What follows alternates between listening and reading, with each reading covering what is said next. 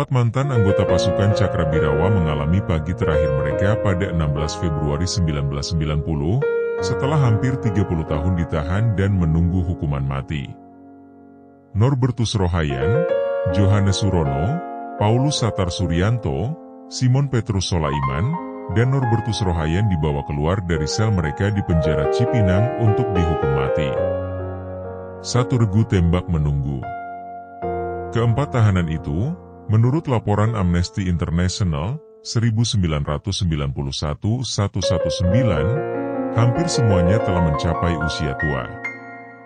Johannes Surono berusia 60 tahun, Paulus Satar Suryanto berusia 57 tahun, Simon Petrus Solaiman berusia 60 tahun, dan Norbertus Rohayan berusia 49 tahun saat mereka dieksekusi. Hanya Rohayan yang menerima kunjungan keluarga. Beberapa hari sebelum Rohayan dieksekusi, pamannya mengunjunginya. Menurut Inside Indonesia edisi 14 April 1988, dia menderita diabetes dan penyakit lainnya. Mereka ditahan selama 20 tahun lebih oleh pemerintah Orde Baru karena keterlibatan mereka dalam G30S.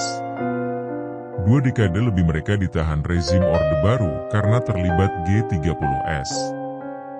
Saat peluru satu persatu menghabisi hayat, kematian mereka terdengar hingga negeri Belanda seperti diberitakan oleh surat kabar De Volkskrant edisi 19 Februari 1990. Menurut majalah Tapol nomor 98 April 1990, mereka ditangkap antara tanggal 4 hingga 8 Oktober 1965. Rohayan berasal dari Angkatan Udara.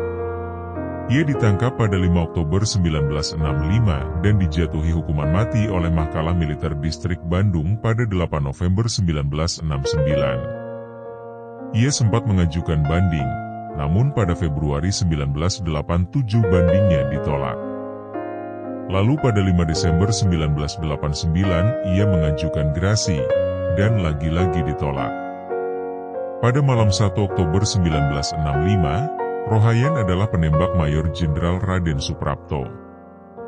Sehari sebelum penangkapan Norbertus Rohayan, Satar Suryanto lebih dulu dicokok. Seperti terdapat dalam gerakan 30 September di hadapan Mahmiluk II di Jakarta Perkara Untung, 1966-21, Satar adalah Sersa Mayor dengan NRP 107.453. Ia menjabat sebagai Komandan Peleton 2 Kompi C Batalion 2 Kawal Kehormatan Cakrabirawa yang tinggal di Asrama Tanah Abang. Saat menjadi saksi dalam perkara Untung pada 1966, usianya sekitar 34 tahun dan masih beragama Islam. Satar memimpin penculikan Mayor Jenderal Suwondo Parman dan dijatuhi hukuman mati pada 29 April 1971 oleh Mahkamah Militer Distrik Jakarta. Permohonan bandingnya ditolak, dan sebelum dieksekusi ia memakai nama Paulus Satar Suryanto. Sebagaimana kawannya, Johannes Surono pun sempat menjadi saksi dalam perkara Untung. Saat itu usianya 36 tahun dan beragama Islam dengan nama Surono Hadiwijono. Lelaki kelahiran Pecung Sawit, Solo itu adalah Komandan Peleton 3 Kompi C Batalion Untung di Cakrabirawa. Surono memimpin penculikan Brigadir Jenderal Sutoyo Siswo Miharjo dan ditangkap pada 8 Oktober 1965. 5 tahun kemudian ia dijatuhi hukuman mati oleh Mahkamah Militer Distrik Jakarta. Pengajuan banding dan gerasinya ditolak pada tahun 1986 dan 1989. Jika Norbertus Rohayan adalah penembak Mayor Jenderal Raden Suprapto, maka Simon Petrus Solaiman adalah orang yang diberi tugas oleh Letnan Satudul Arif untuk memimpin penculikan petinggi Angkatan Darat tersebut. Menurut sumber pemerintah, Solaiman kelahiran Cepu, Blora, Jawa Tengah, pada 1927.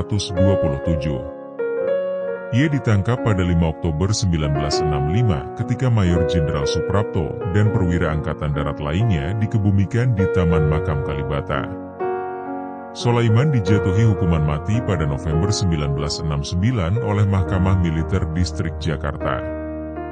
Seperti ketiga kawannya, Banding dan gerasi yang ia ajukan semuanya ditolak pemerintahan daripada Soeharto.